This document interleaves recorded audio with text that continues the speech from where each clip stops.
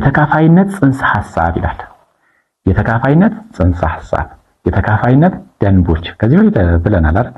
ከ2 እስከ 10 ላሉ ያለ ቀሪ ሊካፈሉ የሚችሉ ቁጥሮችን ደንብ እናያለን ብለን እንደውም በአይናችን የሰራናቸው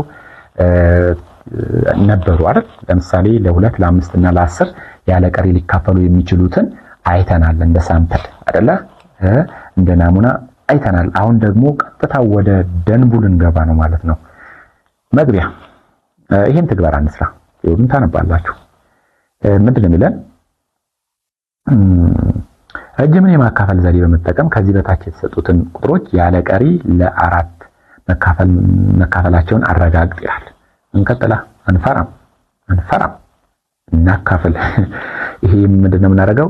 ለ8 እዚህ ጋር እንቆርጣለን፣ ለ4 እዚህ ጋር እንቆርጣለን። 2 8 2 ሲባዛ በ4 8 ምንም የለም። 9 ትወርዳለች። 2 ስንት ይሆናል? 8 ሲቀናነስ 1 2 መታ ትለጠፋለች እዚህ ጋር 12 ለ3 3 12 ምንም የለም። ቀሪ ስንት ነው? 0።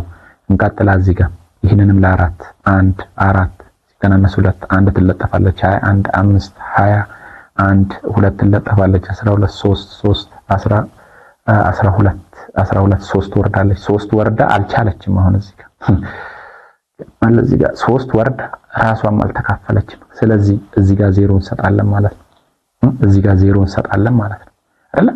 0 እንሰጥና እዚህ ጋር 0 እንጨምራለን። እዚህ ጋር ነጥብ ምናምን እናደርጋለን። እሱን እንተውና እኛ በቃ እዛ ጋር 0 ጨምራለን። እቺን ቀሪ እንበላት ማለት ነው። ቀሪ እንላታለን ማለት ነው። በዚሁ መንገድ ይሄንንም እንቀጥል።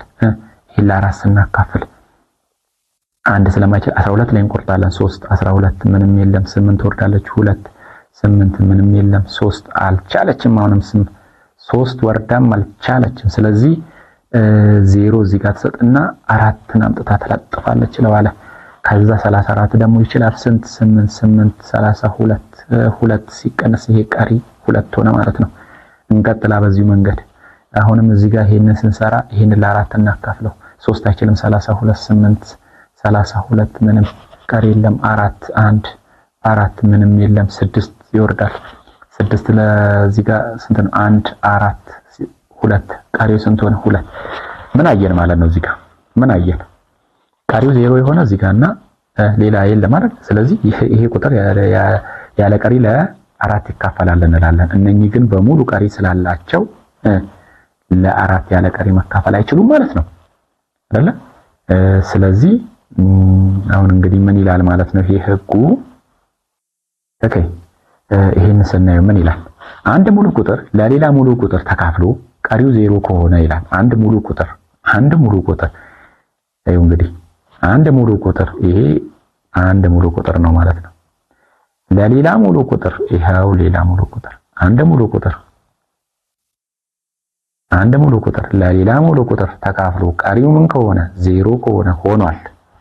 አዎ አንድ ሙሉ ቁጥር ለሌላ ሙሉ ቁጥር ተካፍሎ ቀሪው 0 ከሆነ የተሰጠው ቁጥር ተካፋይ ሲሆን የተካፈለበት ቁጥር ደግሞ አካፋይ ይባላል። ለምን እኛ ቀለል ያለ ቁጥር አንወስድም? 6ን ለ2 አካፍለን 3 ይሄ ምን ይባላል? ተካፋይ። ይሄ ተካፋይ። ይሄኛውስ አካፋይ። አናባቢና ተነባቢ ማለት ተነባቢና አናባቢ እንደሚባለው ማለት ነው። ይሄ የሚያካፍል ነው ማለት ነው። ይሄ ደግሞ የሚካፈለው ነው ማለት ነው። ይሄ የሚነበብ ነው እንጂ የሚነበብ ነው። ኦ አናባቢ ነው። ጎ የሚለው የመጣው ከምንድን ነው? የሚነበበው ይሄ ነው። ይሄ ነው የሚያናብበው። ይሄ ነው ተካፋዩ፣ ይሄ ነው አካፋዩ። ኦኬ ስለዚህ እንደዚህ ይመስላል ማለት ነው። ይሄኛው 6 ተካፋይ ነው፣ ይሄ 2 ደግሞ አካፋይ ነው እንደማለት። በአናዳጅና ተናዳጅ መያዝ ትችላላችሁ። አናዳጅና ተናዳጅ። እናንተ እዚህ ጋር ብትኖሩ እዚህ ጋር ደግሞ የሆነ ጩጬ ልጅ ቢኖር ያስቸግራችሁ፣ እናንተ ትናደዳላችሁ፣ ይሄ ያናድዳችኋል።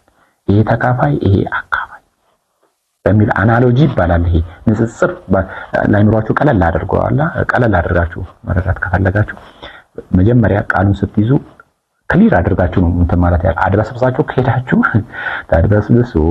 ታድበስብሱ አንዱ ሐሳብ ከአንዱ ጋር አንደኛው ሐሳብ ከሌላኛው ጋር እያለ በኋላ ላይ ትምህርቱ ያስጠላችኋል። ግን እናንተ ጎበዝ ከሆናችሁ ትምህርቱን እንደጀመራችሁ በደንብ አድርጋችሁ አይምሯችሁ ውስጥ ማስቀመጥ መቻል አለባችሁ። ለምን እንዳይጠፋ ነው። አሁን እኮ ተማሪ እኮ ጎበዝ የሚባለው በማስታወስ ነው። በደንብ የሚያስታውስ ተማሪ በቃ ጎበዝ ነው ይባላል እንጂ ሌላ ተአምር እኮ ሰርቶ አይደለም አይደል እንዴ?